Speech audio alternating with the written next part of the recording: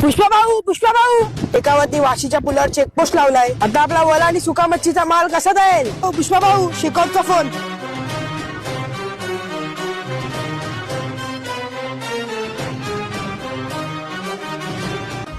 शेकावत आता कसा मधासारखा भेटलास तू.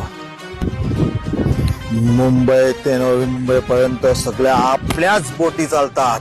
सगळ्या बोटीपेक्षा माल आपल्याच बोटीत येतो. शेकावत तुला मी चॅलेंज करतो. सकाळी पहाटे 5 वाजता बरोबर ट्रॉम्बे ते नवी मुंबईला जाणार आहे माझी बोट.